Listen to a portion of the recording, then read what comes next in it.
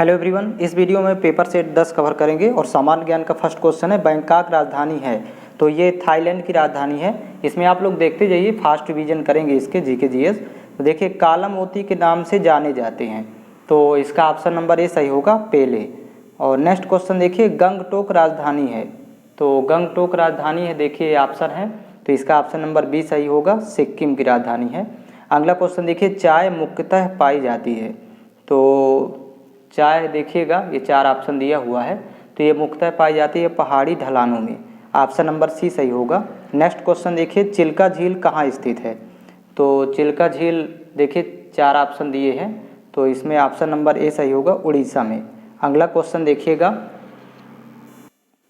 Question number 6 देखिएगा, लोकसभा को कौन 5 वर्ष की अवधि पूरा होने से पहले ही भंग कर सकता है। तो इसमें देखिए ऑप्शन दिया हुआ है आपके सामने, तो इसका ऑप्शन नंबर सी सही होगा, राष्ट्रपति प्रधानमंत्री के अनुमोदन पर। तो सी नंबर ऑप्शन सही है। अगला क्वेश्चन देखिएगा, आईएमए स्थित है। तो आईएमए देखिए कहाँ स्थित है, दिल्ली, मुंबई, देहरादून, इनमें से कोई नहीं। तो इसका ऑप्शन नंबर सी सही होगा, देहरादून में। नेक्स्ट क्वेश्चन देखिए, बगीचों का शहर कहा जाता है। तो देखिए 4 ऑप्शन है, तो बगीचों का शहर कहा जाता है बेंगलुरु को। अगला क्वेश्चन देखिए, जैन धर्म के प्रवर्तक कौन थे। तो देखिए 4 ऑप्शन दिया हुआ है, तो इसका ऑप्शन नंबर बी सही होगा, महावीर स्वामी। अगला क्वेश्चन देखिए, जब चंद्रमा पृथ्वी और सूर्य के बीच में आ जाता है तो उस समय किस प्रकार का ग्रहण होता है। ऑप्शन आप लोग देखिएगा, तो इसका ऑप्शन नंबर बी सही होगा, सूर्य ग्रहण। नेक्स्ट क्वेश्चन देखिए, असम की राजधानी क्या है। तो ये ऑप्शन दिया हुआ है, तो असम की राजधानी है दिसपुर। नेक्स्ट क्वेश्चन देखिए, महाराष्ट्र के किस स्थान पर परमाणु ऊर्जा केंद्र है। तो ये ऑप्शन देखिएगा, 4 ऑप्शन दिए हुए हैं, तो इसका ऑप्शन नंबर ए सही होगा, तारापुर। नेक्स्ट क्वेश्चन देखेंगे, इसका 13 नंबर क्वेश्चन है, संसद के ऊपरी सदन को क्या कहते हैं। तो देखिए ऑप्शन दिए हुए हैं, तो इसका ऑप्शन नंबर सी सही होगा, राज्यसभा। नेक्स्ट क्वेश्चन देखिए, कौन अपने अंगों को फिर से उगा सकता है। तो इन ऑप्शनों में देखिए कौन सा है, तो इसका ऑप्शन नंबर सी सही होगा, छिपकली। नेक्स्ट क्वेश्चन देखिएगा, वीरता का सर्वोच्च पुरस्कार कौन सा है। तो ये ऑप्शन दिए हुए हैं, तो इसका ऑप्शन नंबर ए सही होगा, परमवीर चक्र। अगला क्वेश्चन देखेंगे, 16 नंबर क्वेश्चन देखिए, सामान्य विज्ञान यहाँ से स्टार्ट होता है। थर्मामीटर में क्या चीज़ ताप को दर्शाती है। तो दिए गए ऑप्शन है ये, तो इनमें से ऑप्शन नंबर बी सही होगा, पारा। अगला क्वेश्चन देखिए, इनमें से कौन सा विद्युत का उत्पादक है। तो ये ऑप्शन दिया हुआ है, तो इसका ऑप्शन नंबर ए सही होगा, जनरेटर। नेक्स्ट क्वेश्चन देखिएगा, पहला भारतीय जियो स्टेशनरी सैटेलाइट क्या है। तो ये ऑप्शन देखिएगा,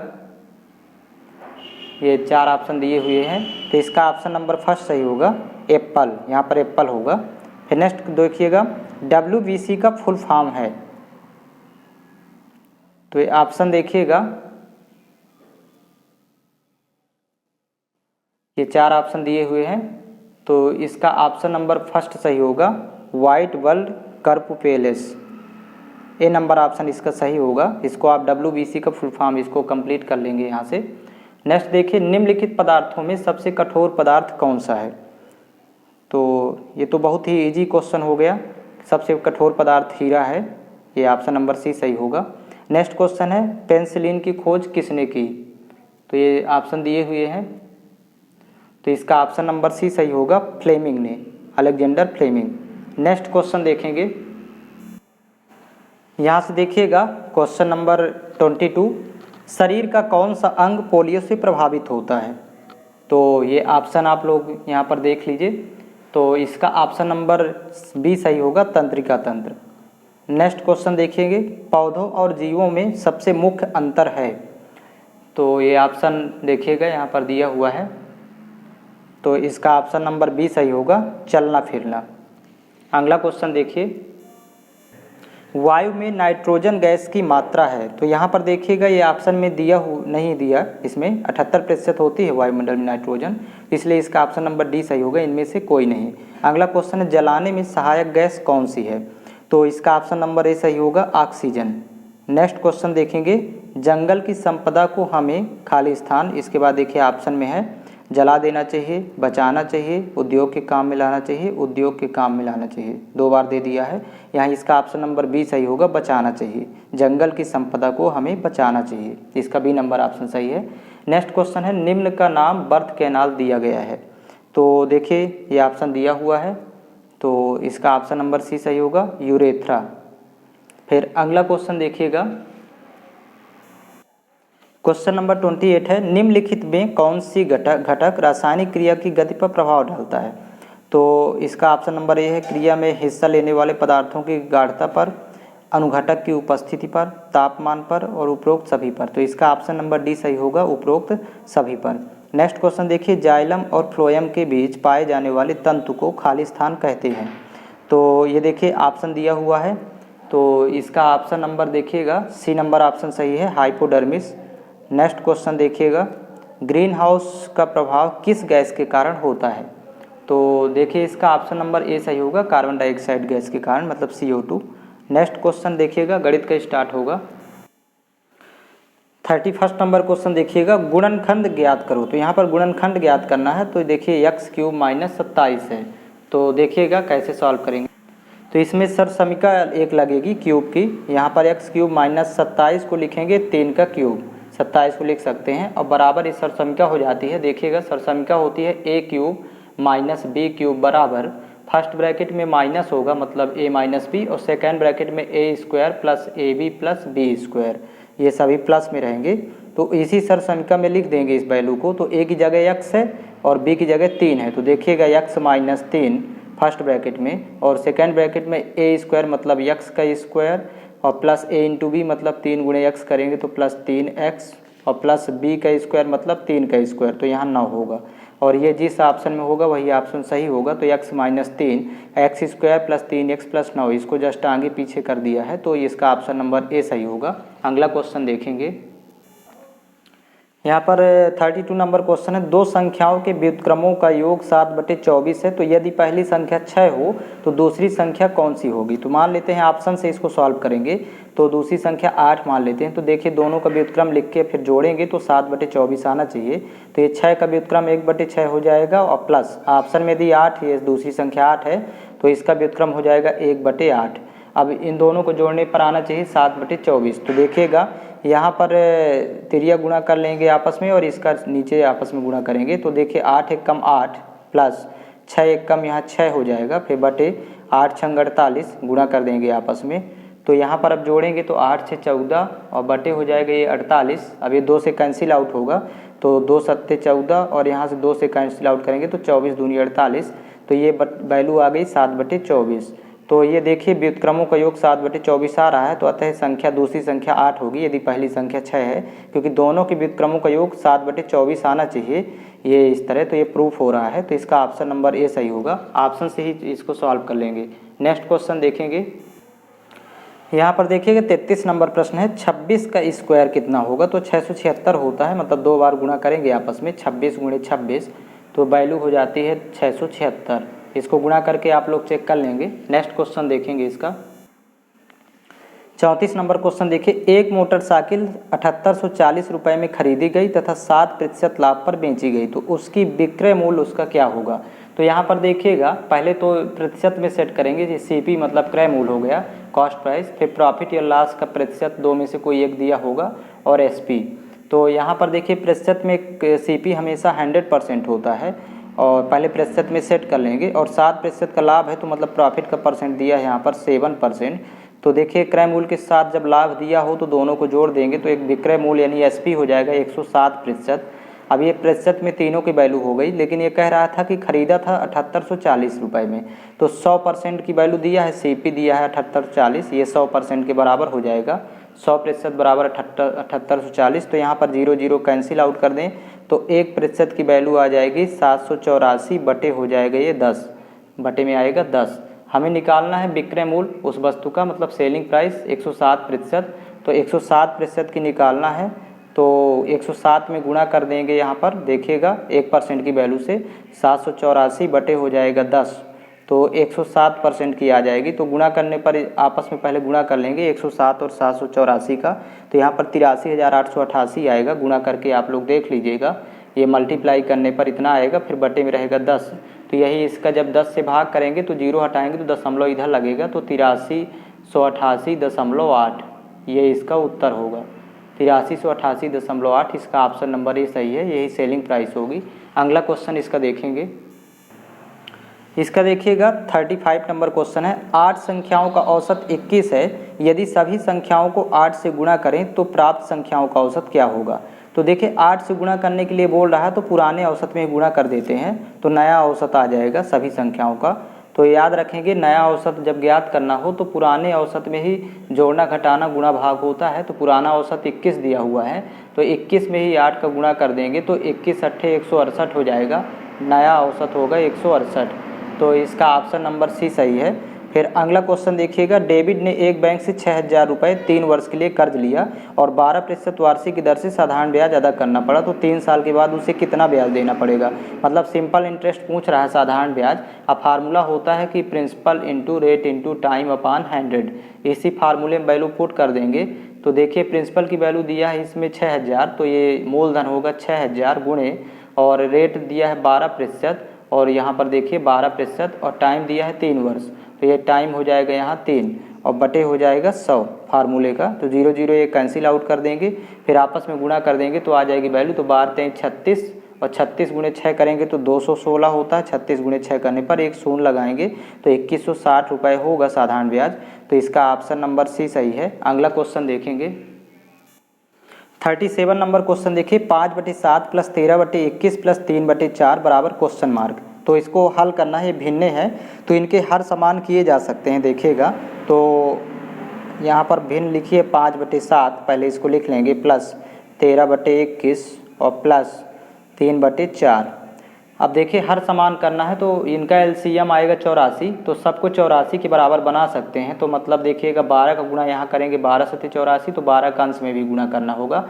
इसको 84 बनाना है तो 4 का गुणा यहाँ करेंगे 4 का अंश में, तो 21 चौक 84 ये भी हो जाएगा। यहाँ इसको 84 बनाना तो 21 का गुणा करेंगे तो 21 चौक 84, और अंश में भी 21 का। अंश और हर में समान वही गुणा होगा दोनों का। अब देखिए हर समान हो गया सभी का, तो 84 यहाँ पर एलसीएम आ जाएगा, सभी का 84 लिख लेंगे, और अंशों को सीधे सीधे जोड़ लेना है। तो 12 पंचे 60, यहाँ वैल्यू 60 आएगी, प्लस 13 चौको 52 गुणा करके जोड़ लेंगे, प्लस 21 3 63। अब इसको आपस में प्लस कर लेना है। तो यहाँ पर अब जोड़ने पर देखिएगा 6 5 11 11 6 17 170, और ये 3 2 5 175। तो ये फाइनली जोड़ने पर 175 और बटे आ गया 84। तो देखिए ऑप्शन में दिया हुआ है सी नंबर, यही तो इसका उत्तर होगा, ये ऑप्शन नंबर सी। अगला क्वेश्चन देखेंगे। इसका 38 नंबर क्वेश्चन है। 25% को भिन्न में बदलो। तो प्रतिशत को भिन्न में बदलने के लिए 100 से भाग कर देते हैं। जैसे 25% बराबर 25 बटे हो जाएगा 100, तो यहाँ पर कैंसिल आउट करेंगे, 25 एक कम 25, 25 चौको 100, तो इसका हो जाएगा 1/4, ये हो जाएगा भिन्न में मान इसका। तो ऑप्शन नंबर ए सही है। नेक्स्ट क्वेश्चन देखेंगे 39 नंबर। क्यूबाइड का आयतन क्या होगा। तो क्यूबाइड का मतलब होता है घनाभ, क्यूबाइड को हिंदी में घनाभ बोलते हैं। घनाभ का आयतन होता है लंबाई गुणे चौड़ाई गुणे ऊंचाई। अब यहाँ लेंथ ब्रीथ और हाइट दिया हुआ है, लंबाई लेंथ और चौड़ाई ब्रीथ और हाइट ऊंचाई हाइट हो जाएगा, तो यल गुणे बी गुणे एच, ये इसका आयतन होगा। तो इसका ऑप्शन नंबर ए सही है। अगला क्वेश्चन देखेंगे 40 नंबर क्वेश्चन देखिए। साइन स्क्वायर ए प्लस कास स्क्वायर ए अपान 2 बराबर क्वेश्चन मार्क। तो यहाँ पर इसकी वैल्यू देखिए सरसमिका होती है एक, sine square theta plus cos square theta की वैल्यू 1 होता है। तो इसको यहाँ सरसमिका से इसका मान 1 ये लिख देंगे वैल्यू अंश में। तो जब अंश में 1 लिखेंगे तो हर में यहाँ पर 2 है, तो यही वैल्यू हो जाएगी 1/2 इसका उत्तर। तो इसका ऑप्शन नंबर सी सही है। अगला क्वेश्चन देखिए। एक त्रिभुज ABC में कोण ए 30 डिग्री और कोण बी 90 डिग्री, तो कोण सी का मान ज्ञात करो। तो त्रिभुज के तीनों अंतः कोणों का योग 180 अंश होता है। तो कोण ए धन कोण बी धन कोण सी बराबर 180 अंश। यहाँ पर देखिएगा अब वैल्यू पुट कर देंगे ए और बी की, तो 90 और 30 ये जुड़ेगा तो 120 हो जाएगा। मतलब इन दोनों का योग ए और बी का 120 डिग्री हो जाएगा। और प्लस कोण सी ज्ञात करना है बराबर 180 डिग्री।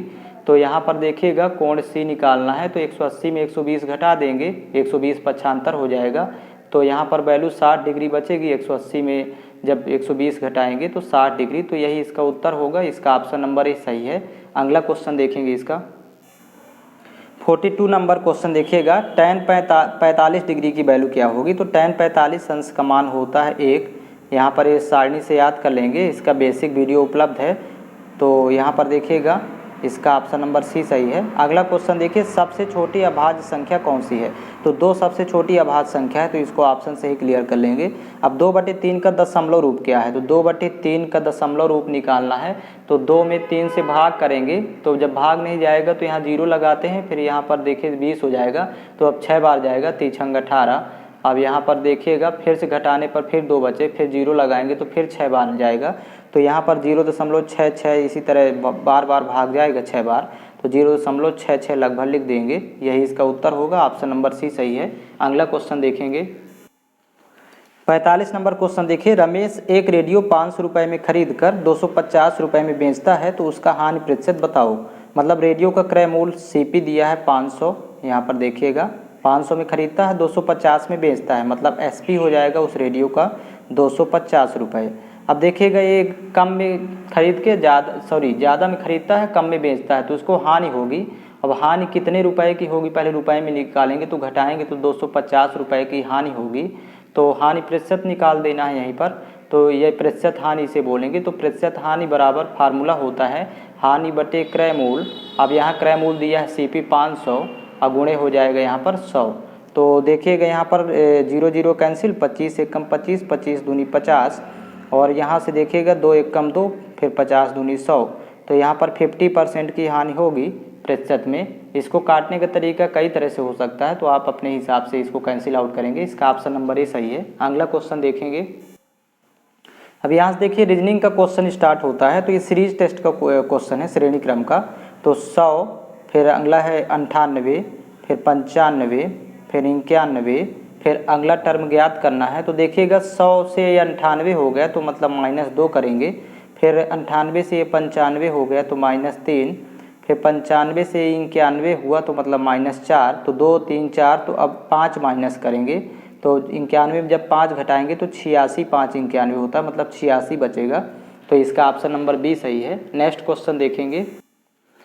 नेक्स्ट क्वेश्चन है देखिए 47 नंबर। निम्न प्रश्न में 3 शब्द दिए गए हैं जो पहले 2 शब्दों में किसी न किसी रूप से कोई संबंध है। इसी आधार पर तीसरे शब्द का संबंध दिए हुए विकल्पों में से छांटना है। तो यदि गाय के लिए बछड़ा तो भेड़ के लिए फिर क्या होगा। तो देखिए गाय का जो बच्चा होता है उसे बछड़ा, तो इसी तरह भेड़ के लिए हो जाएगा मेमना। तो इसका ऑप्शन नंबर सी सही है। फिर इसका नेक्स्ट क्वेश्चन देखिएगा। यदि संडे के लिए सांकेतिक भाषा ये YADNUS हो तो फिर क्रिएशन के लिए क्या होगा। तो देखिए संडे का ये लिखा है SUNDAY का। तो पहले इसका लिख लेंगे। ये कोडिंग डिकोडिंग का क्वेश्चन है YADNUS। तो देखिए विपरीत क्रम में लिख दिया है उल्टा YADNUS। इधर साइड से सभी अच्छा लिख दिया है, ये देखिए इसमें। तो इसी तरह क्रिएशन का भी लिखेंगे CREATION। इसका भी कोड यदि बनाना है तो जस्ट इधर साइड से लिख देंगे सभी अक्षर, मतलब NOITAERC। यहाँ लिखेंगे NOITAERC। अब फर्स्ट और लास्ट लेटर देख लेना है जिस ऑप्शन में होगा। तो N और C देखना है। तो देखिएगा N और C, तो NOITAERC। इसका ऑप्शन नंबर सी सही होगा। अगला क्वेश्चन देखेंगे 49 नंबर क्वेश्चन देखिए। प्रश्न में एक शब्द देकर उसके आगे 4 अन्य शब्द दिए गए हैं। तो इसमें से एक शब्द को अक्षरों द्वारा नहीं लिखा जा सकता। तो यह शब्द कौन सा है। तो देखिए एक शब्द दिया है इनकरेजमेंट और इसके द्वारा एक शब्द नहीं बनाया जा सकता इस अक्षर शब्द में जो अक्षर है इनका प्रयोग करके। तो देखिएगा ENCOURAGEMENT। अब इन अक्षरों के अलावा जो भी एक्स्ट्रा अक्षर जिसमें होगा तो वही नहीं बनेगा। तो जैसे यदि बी नंबर ऑप्शन देखें तो इसमें देखिएगा यहाँ के एक्स्ट्रा आ गया है जबकि इसमें के कहीं नहीं है। तो ये शब्द नहीं बनाया जा सकता। तो यदि इन अक्षरों के अलावा कोई भी एक्स्ट्रा अक्षर आता है किसी भी ऑप्शन में तो इस ऑप्शन में आया है, तो इसलिए बी नंबर ये नहीं बनाया जा सकता शब्द। नेक्स्ट क्वेश्चन देखेंगे। एक दिन सूर्योदय के तत्काल बाद गंगाधर एक खंभे के सामने खड़ा था। खंभे की छाया ठीक उसके दाईं ओर पड़ रही थी, तो वह किस दिशा की ओर मुंह किए था। तो इसको समझेंगे पहले। तो इस प्रश्न को डायरेक्ट सॉल्व करेंगे। जैसे देखिएगा, खंभे की छाया ठीक उसके दाईं ओर पड़ रही थी, मतलब गंगाधर, इसमें देखिएगा गंगाधर के। तो यहाँ पर लिखते हैं, पहले प्रश्न से ही यहाँ पर लिख लेंगे। खंभे की छाया सूर्योदय के टाइम पर है, तो खंभे की छाया गंगाधर के दाईं ओर, गंगाधर के दाईं ओर। अब सूर्योदय के टाइम पर छाया यदि दाईं ओर बनती है तो मुख की दिशा दक्षिण ही होगी, मतलब गंगाधर का मुख दक्षिण दिशा की ओर। तो ये क्लियर हो जाता है। यदि सूर्योदय के समय छाया दाईं ओर पड़े, तो जैसे गंगाधर के दाईं ओर, तो गंगाधर का मुख दक्षिण दिशा में होगा, इस कन्फर्म हो जाता है। तो इसका ऑप्शन नंबर बी सही होगा। और यदि आपको बेसिक्स क्लियर करना है इस टॉपिक का बेसिक से, तो प्लेलिस्ट में उपलब्ध है वीडियो, इसका रीजनिंग टॉपिक वाइज आप वीडियो सर्च कर लीजिएगा, उसमें दिशा परीक्षण का स्पेशल वीडियो बना हुआ है इस चैनल के प्लेलिस्ट में, माइंड वेव क्लासेस के। और यदि आप स्पेशल बैच ज्वाइन करना चाहते हैं आर्मी एग्ज़ाम के लिए किसी भी ट्रेड का, तो इसके लिए व्हाट्सअप लिंक ये लिखा हुआ है 7987901796, ये व्हाट्सअप लिंक है। तो आप इस नंबर पर संपर्क करके स्पेशल बैच ज्वाइन कर सकते हैं। उस बैच में आपको टोटल सेलेक्टेड क्वेश्चन करवाए जाएंगे टॉपिक वाइज, और एक भी क्वेश्चन एग्जाम में छूटेगा नहीं यदि इस बैच को आप कवर कर लिए पूरा।